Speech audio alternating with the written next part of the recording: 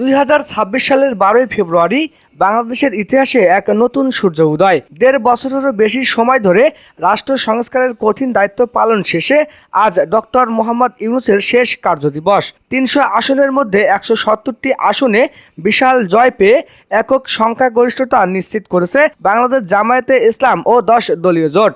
আর সেই জয়ের মালা গলায় নিয়েই বঙ্গভবনের পথে যাত্রা করেছেন নবনির্বাচিত প্রধানমন্ত্রী ডক্টর শফিকুর রহমান। বঙ্গভবনে এখন সাজ আর সাজ। ডক্টর ইউনূস কি তবে হাসি মুখে তুলে দিচ্ছেন ক্ষমতার চাবিকাঠি? এখন আমরা জানাবো সেই ঐতিহাসিক শপথ অনুষ্ঠানের আদ্যপান্থ। দর্শক, 2024-এর আগস্ট থেকে যে সংস্কারের যাত্রা শুরু হয়েছিল, আজ তা পূর্ণতা পাওয়ার দিন।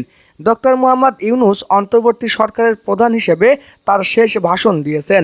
তিনি বলেছেন, আমার কাজ ছিল একটি স্বচ্ছ ভোট উপহার দেওয়া। আমি আমার দায়িত্ব পালন করেছি। এদেশ পরিচালনার দায়িত্ব জনগণের প্রতিনিধিদের।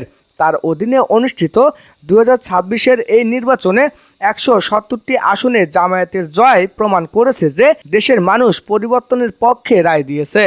ডক্টর ইউনূস এখন প্রস্তুত নতুন প্রধানমন্ত্রীর হাতে ক্ষমতা হস্তান্তর করতে। বঙ্গভবনের দরবার হলে তৈরি করা হয়েছে শপথ মঞ্চ, যেখানে উপস্থিত থাকছেন দেশি বিদেশি হাজারো মেহমান। জামায়াতে ইসলামীর আমির ডক্টর শফিকুর রহমান এখন দেশের 16তম প্রধানমন্ত্রী হিসেবে শপথ নিতে যাচ্ছেন। 170টি আসনের নিরঙ্কুশ জয় তাকে দিয়েছে এক অদম্য শক্তি। শাপলাকলি আর দাঁড়িপাল্লা মার্কার এই ঐতিহাসিক জোয়ারে বিএনপি ও অন্যান্য দলগুলো যেখানে স্তব্ধ, সেখানে শফিকুর রহমান এখন তার মন্ত্রিসভা সাজাতে ব্যস্ত।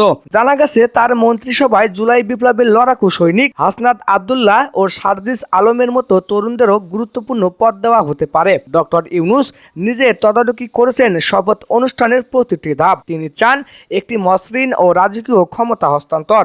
বিশ্লেষকরা বলছেন, গত 5 দশকের ইতিহাসে এটিই হতে যাচ্ছে সবচেয়ে বৈধ ও স্বচ্ছ ক্ষমতা হস্তান্তর প্রক্রিয়া। ডক্টর ইউনূসের নিরপেক্ষতা আর ডক্টর শফিকুর রহমানের বিশাল জনসমর্থন, এই দুই মিলে তৈরি হচ্ছে এক নতুন রাজনৈতিক সংস্কৃতি। তারেক রহমানের পরাজয় আর জাইমা রহমানের প্রতিবাদের মাঝেই এই শপথ অনুষ্ঠান প্রমাণ করছে যে গণতন্ত্রের শেষ বলে কোনো কথা নেই। ডক্টর শফিকুর রহমান কি পারবেন ডক্টর ইউনূসের শুরু করা সংস্কারগুলো এগিয়ে নিতে? তার প্রথম লক্ষ্য হবে দ্রব্যমূল্য নিয়ন্ত্রণ আর জুলাই বিপ্লবের শহীদদের বিচার নিশ্চিত করা। শপথ অনুষ্ঠানকে কেন্দ্র করে পুরো ঢাকা শহর এখন নিশ্ছিদ্র নিরাপত্তার চাদরে ঢাকা।